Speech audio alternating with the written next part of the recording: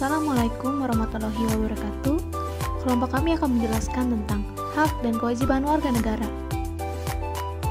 Anggota dari kelompok kami Adisti Hari Saraya 190431130, Anissa Putri Ardiani 190431116, Fani Gabriela 190431135,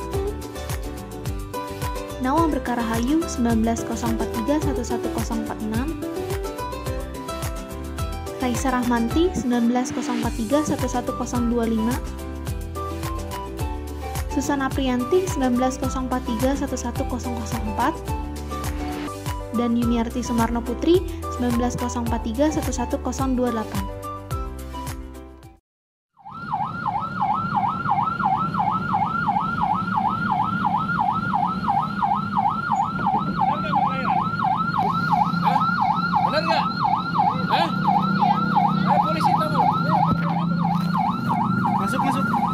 Masuk.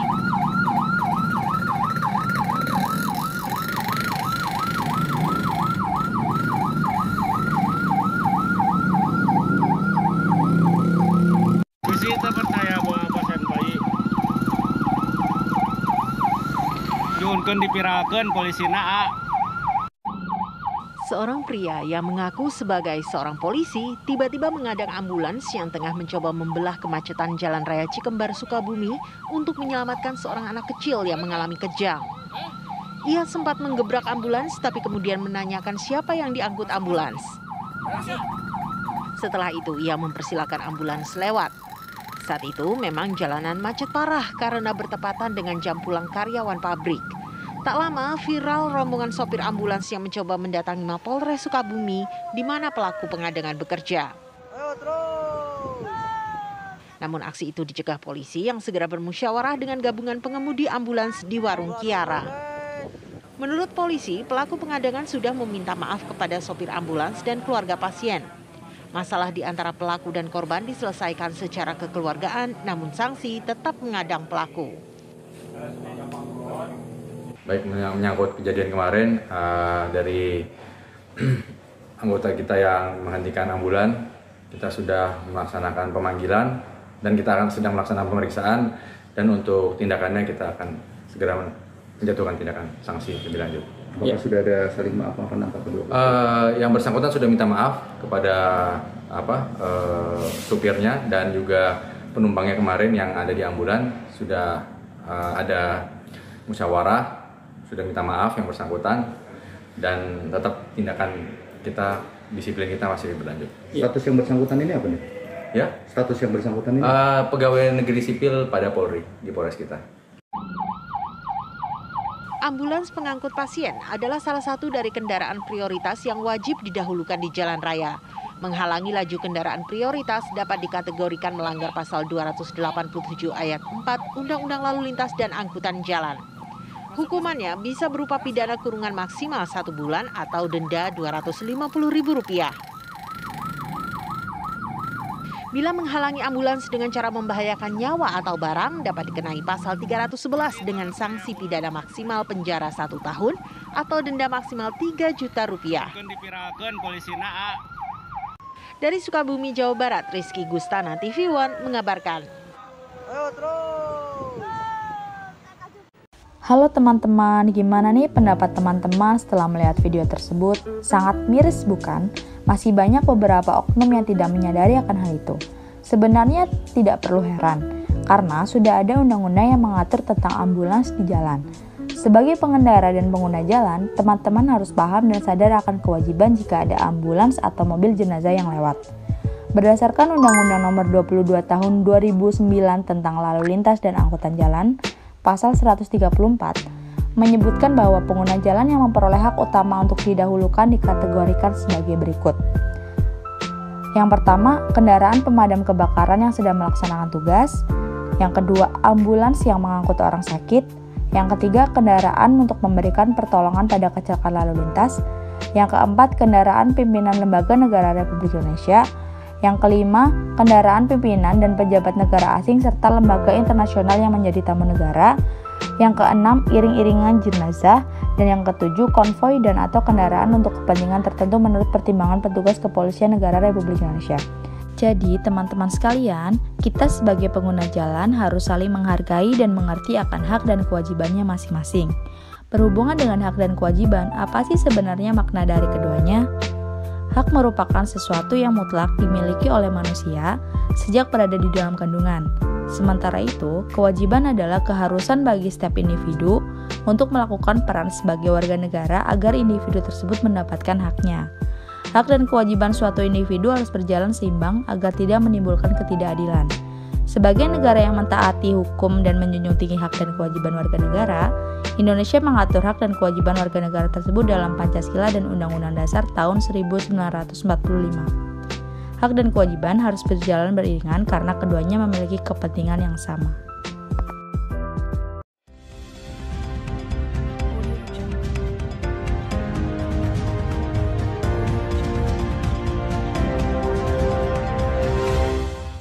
Pemirsa, korban selamat dari penyerangan kelompok kriminal bersenjata di Papua mengalami trauma pasca kejadian. Tangis keluarga pecah saat menyambut Nelson Sarira di kediamannya di Toraja.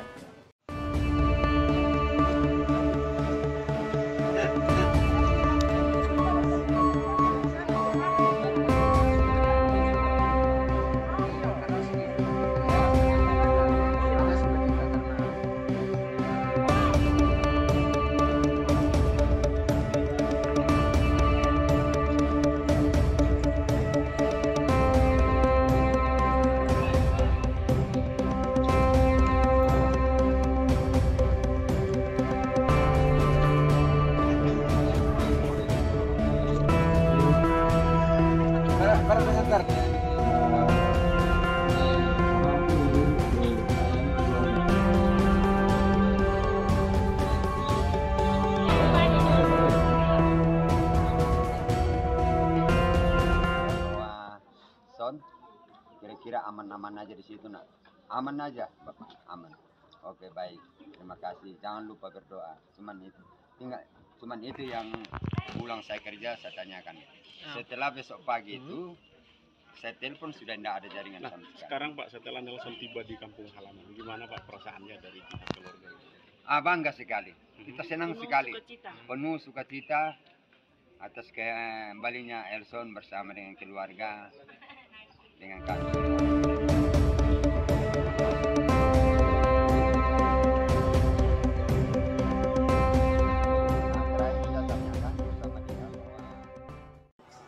Berita selanjutnya datang dari Bogor. Oknum polisi yang menilang pengendara motor sebesar 2,2 juta rupiah viral. Kisah tersebut dibagikan korban melalui media sosial. Berikut beritanya. Cuitan seorang warganet yang mengaku diperas seorang polisi hingga 2,2 juta rupiah menjadi viral di media sosial. Dalam unggahan tersebut, ia mengaku ditilang polisi di Jalan Pajajaran, Kota Bogor, Jawa Barat pada Sabtu 23 April karena sepeda motornya tidak menggunakan spion lengkap. Jika enggan membayar, korban diancam akan dijebloskan ke penjara selama 14 hari.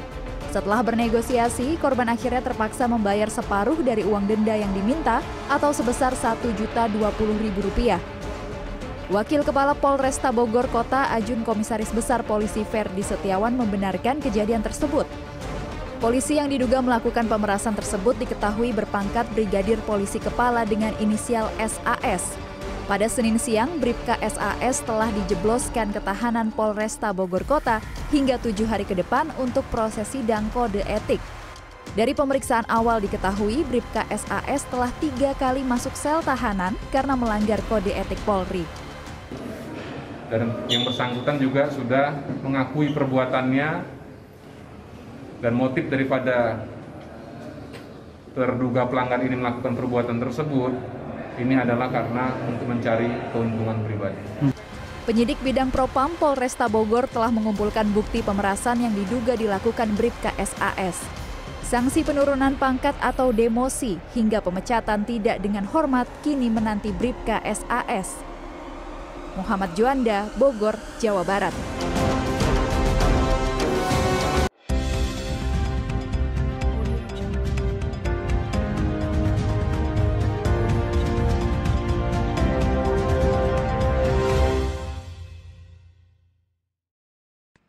Berdasarkan berita tersebut, yaitu pembantaian kelompok kriminal bersenjata atau KKB di Papua, adanya pelanggaran hak sebagai warga negara, yaitu sesuai dengan pasal 28B ayat 2, setiap warga negara berhak atas kelangsungan hidup, tumbuh dan berkembang, serta berhak atas perlindungan dari kekerasan dan diskriminasi.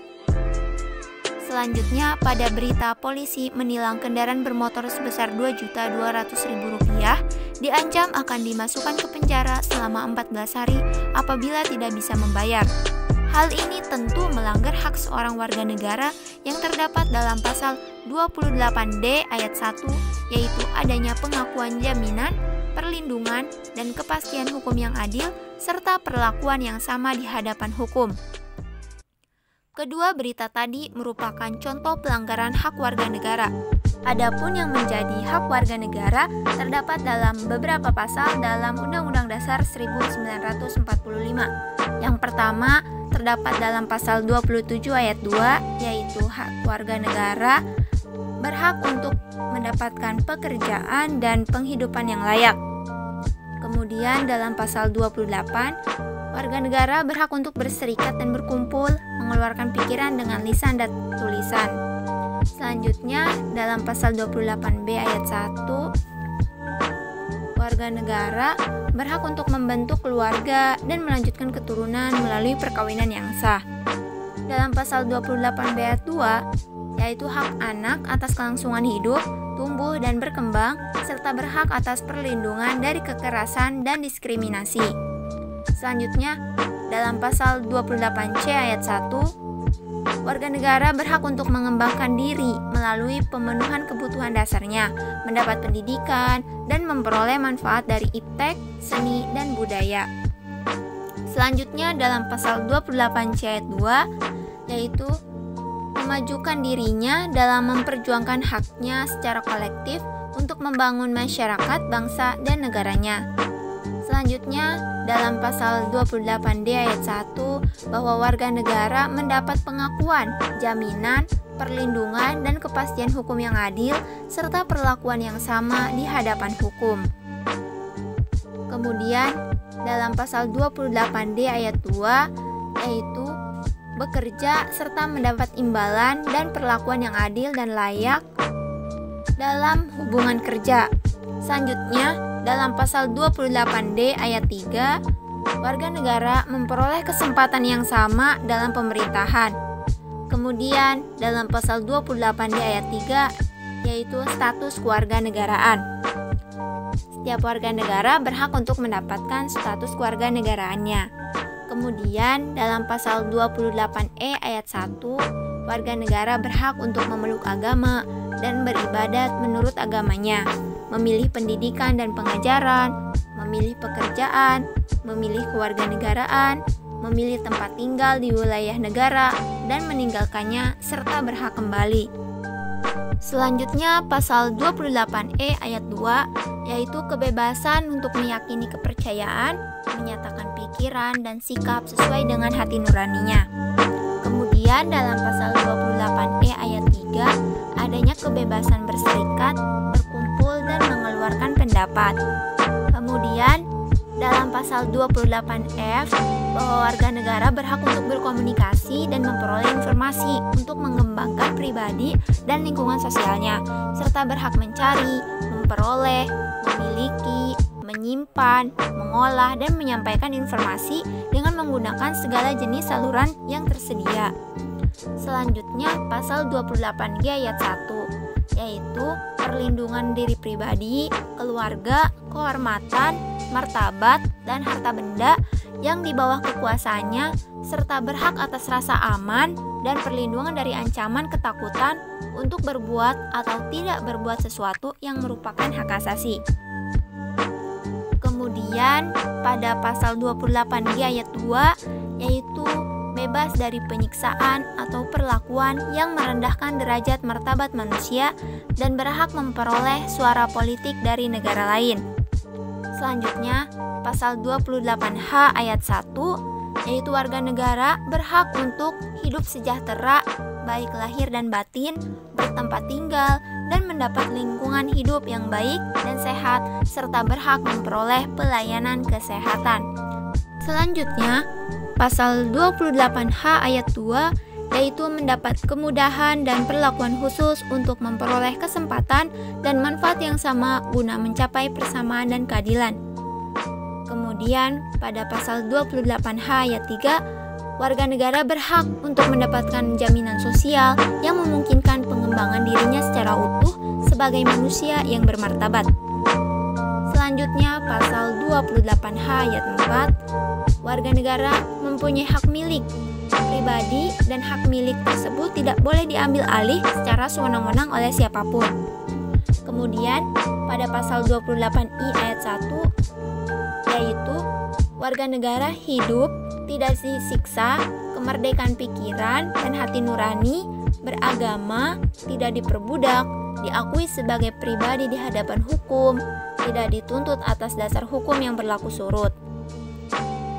Kemudian, pada pasal 28I ayat 2, warga negara berhak untuk bebas dari perlakuan yang bersifat diskriminatif atas dasar apapun dan berhak mendapatkan perlindungan terhadap perlakuan yang bersifat diskriminatif itu. Selanjutnya, pasal 28I ayat 3, yaitu identitas budaya dan hak masyarakat tradisional dihormati selaras dengan perkembangan zaman dan peradaban pasal. Selanjutnya, pasal 30 ayat 1 yaitu ikut serta dalam usaha pertahanan dan keamanan negara. Dan yang terakhir, pada pasal 31 ayat 1 yaitu mendapatkan pendidikan.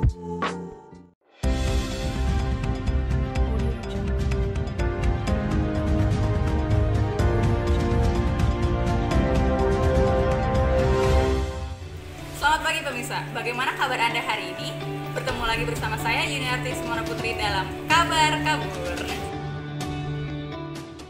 Berita pertama datang dari seorang pemuda yang bernama Ghazali yang saat ini viral di Indonesia. Ghazali berhasil meraup keuntungan sebesar 13 miliar dengan hanya mengupload foto selfie-nya di situs jual beli NFT. Terkait dengan hal ini, Dirjen Pajak juga ikutan nimbrung untuk mengingatkan Ghazali untuk membayar pajak. Berikut beritanya.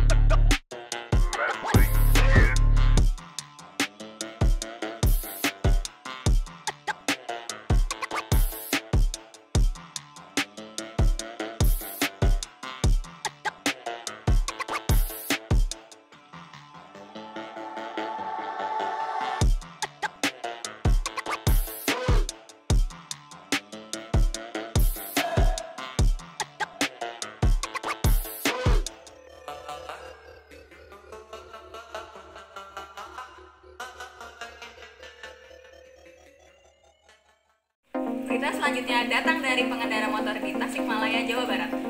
Pengendara motor tersebut mendapat sanksi sosial karena video pelanggaran lalu lintasnya viral di media sosial. Mari kita simak beritanya sebagai berikut. Itu Neng yang memakai sepeda motor hijau agar pulang ke rumah dan segera memakai helmnya. Sebuah rekaman video yang diunggah area Traffic Control System atau pengendalian lalu lintas Dinas Perhubungan Kota Tasikmalaya, Jawa Barat akhir November lalu memperlihatkan dua pengendara motor melanggar lalu lintas di perempatan Jalan Sutisna Senjaya, Tasikmalaya. Seorang pemotor perempuan berboncengan tanpa mengenakan helm. Tak lama berselang, pengendara laki-laki juga berkendara tanpa mengenakan helm.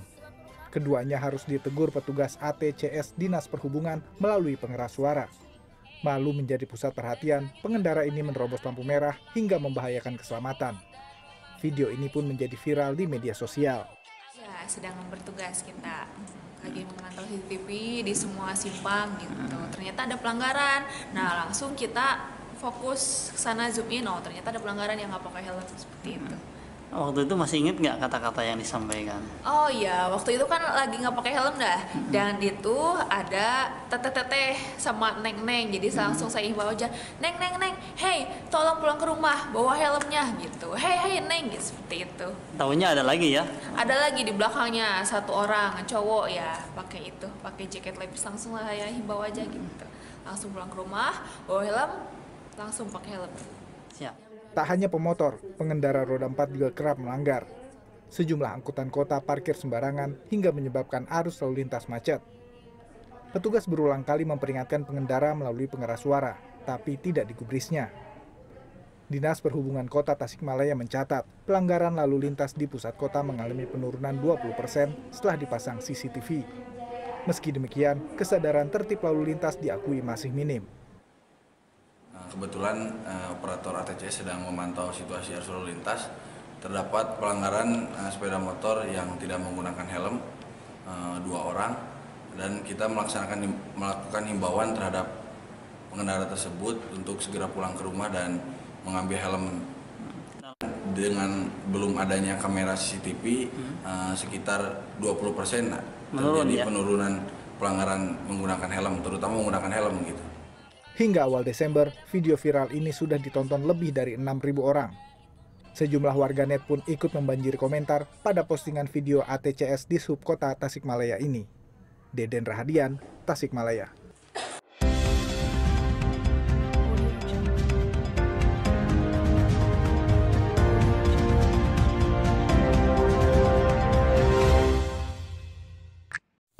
Nah, dari berita yang kita tonton barusan, merupakan contoh warga negara yang melakukan kewajiban dan melanggar kewajiban. Ghazali merupakan contoh kasus yang melakukan kewajiban, yaitu membayar pajak. Sedangkan pengendara motor yang tidak menggunakan helm merupakan contoh pelanggaran kewajiban menaati aturan lalu lintas. Selain memiliki hak, kita sebagai warga negara juga memiliki kewajiban yang harus kita laksanakan. Apa aja sih kewajiban kita sebagai warga negara? Yang pertama, sesuai yang tercantum pada pasal 27 ayat 1, kewajiban warga negara yaitu menjunjung hukum dan pemerintahan itu dengan tidak ada kecualinya. Yang kedua, pasal 28J ayat 1, menghormati hak asasi manusia orang lain dalam tertib kehidupan bermasyarakat, berbangsa, dan bernegara. Yang ketiga, pasal 28J ayat 2, tunduk kepada pembatasan yang ditetapkan dengan undang-undang dengan maksud semata-mata untuk menjamin pengakuan serta penghormatan atas hak dan kebebasan orang lain dan untuk memenuhi tuntutan yang adil sesuai dengan pertimbangan moral, nilai-nilai agama, keamanan, dan ketertiban umum dalam suatu masyarakat demokratis. Yang keempat, pasal 30 ayat 1, ikut serta dalam usaha pertahanan dan keamanan negara. Pasal 30 ayat 2, untuk pertahanan dan keamanan negara melaksanakan sistem pertahanan dan keamanan rakyat semesta. Yang kelima, pasal 31 ayat 2, mengikuti pendidikan dasar. Seseorang yang berkedudukan sebagai warga negara, maka ia memiliki status sebagai warga negara dari negara tersebut. Kedudukan sama artinya dengan status. Statusnya sebagai warga negara berbeda dengan orang yang berstatus sebagai orang asing. Perbedaan ini ditunjukkan dengan adanya seperangkat peranan, hak, dan kewajiban selaku warga negara. Menurut Fatma Wahyono, status seorang warga negara terbagi 4 macam, yaitu status positif, status negatif, status aktif, dan status pasif. Yang pertama, ada status positif. Status positif dimaksudkan tiap warga negara berhak memperoleh sesuatu yang positif dari negara, terutama yang berhubungan dengan upaya memenuhi kebutuhan untuk mewujudkan kemakmuran dan kesejahteraan. Negara tidak boleh pasif, tetapi harus aktif untuk mewujudkan kemakmuran dan kesejahteraan warga negaranya. Selanjutnya, ada status negatif. Status negatif maksudnya warga negara berhak untuk menolak atau tidak dicampuri oleh negara dalam hal-hal tertentu, terutama menyangkut hak-hak pribadi. Misalnya, dalam hak memilih agama, pasangan hidup, memilih dalam pemilu, pendidikan, dan pekerjaan. Selanjutnya yang ketiga, status pasif. Status pasif diartikan sebagai kepatuhan warga negara kepada pemerintah dan peraturan yang berlaku atau hukum yang bersumber pada keadilan dan kebenaran. Contohnya, mematuhi peraturan berlalu lintas, tidak main hakim sendiri ketika melihat seseorang yang sedang melakukan tindakan kejahatan atau pelanggaran hukum, serta taat membayar pajak. Status pasif sangat penting agar organisasi negara dapat berjalan dengan cara dipatuhi hukum dan kewenangannya. Dan yang terakhir ada status aktif. Status aktif adalah keterlibatan secara aktif warga negara dalam organisasi negara. Status aktif pada prinsipnya merupakan partisipasi warga negara, terutama dalam proses politik seperti ikut aktif dalam kegiatan pemilu, aktif mempengaruhi pembuatan kebijakan politik, dan lain-lain. Asas kewarganegaraan. Setiap negara memiliki kewenangan dalam hal menentukan asas kewarganegaraan. Penentuan warga negara oleh negara sifatnya penting. Hal ini berhubungan dengan penentuan status hukum warga yang berbeda di dalam negara atau warga negara asing. Secara teoritis, penentuan status kewarganegaraan terdapat dua teori yang sangat populer, yaitu ius soli dan asas ius sanguinis. Namun, selain kedua teori ini, terdapat pula beberapa teori lainnya. Ruslan menjelaskan setiap negara bebas dalam menentukan asas kewarganegaraan. Adapun asas yang dikemukakan oleh Ruslan adalah sebagai berikut. Yang pertama adalah asas kelahiran atau ius soli. Ius soli ini merupakan penentuan status kewarganegaraan berdasarkan tempat atau daerah kelahiran seseorang. Dan pada awalnya asas kewarganegaraan hanya ada ius soli saja. Karena anggapannya apabila seseorang lahir di suatu wilayah negara, maka sudah sepatutnya secara otomatis orang tersebut menjadi warga negara tersebut.